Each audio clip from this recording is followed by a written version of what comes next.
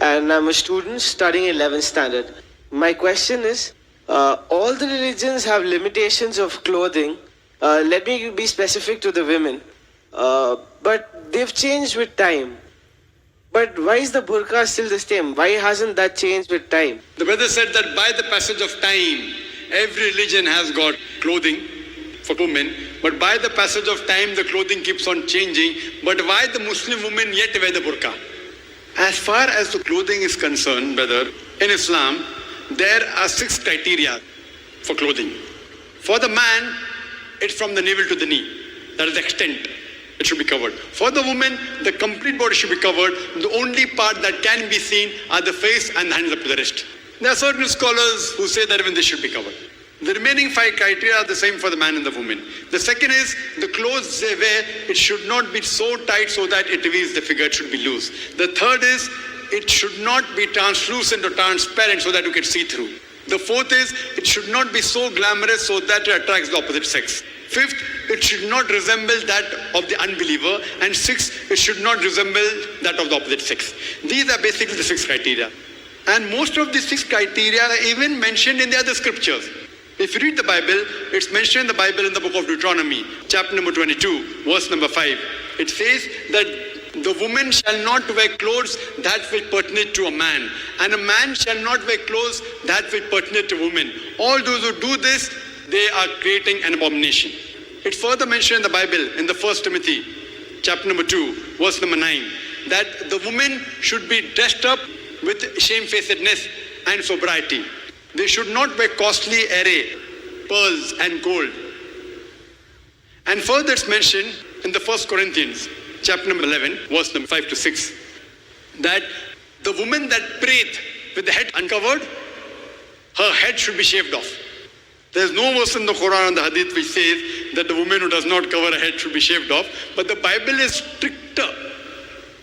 Bible is stricter than the Quran, that if the woman that prays does not cover the head should be shaved off. The same thing in the Hindu scripture. If you read the Hindu scriptures, it's mentioned in Ramayana that when Pasuram, when it comes to Ram, he says to his wife Sita that he's the elder, therefore lower your gaze and guard your modesty. It's further mentioned if you read Rig Veda, book number 10, chapter number 85, verse number 30. It says that the woman who wears the clothes of a man, she is defiling it. She should not wear the clothes of a man. Further it's mentioned that in Rig Veda, book number 8, that Brahma has ordered that the woman should cover her head. So in Hindu scriptures, Christian scriptures, Muslim scriptures, modesty is there, covering the head is there. By the passage of time, I do agree with you that Christianity now, you only see the nuns covering the head. They are called pious. If Muslim women cover their hair, they are called as subjugated. Why? Double standards. If you see a nun covered properly, if you see the photograph of Mother Mary, have you seen the photograph of Mother Mary? Like a Muslimah. And she was a Muslimah, Muslim woman. Properly covered, to the wrist, only face seen. What I do agree with you, if you stick to the 6 criteria, by fashion, the types of hijab, the burqa, abaya has changed. As long as you follow the 6 principles of Islam and you change the color from black to blue to brown, no problem. As long as you don't break any of the 6 criteria, therefore you see new styles of hijab. But some styles of burqa, they are so fashionable that they break the law of Islam. There are so many shiny sequences coming that you're attracting the opposite sex. So that is haram.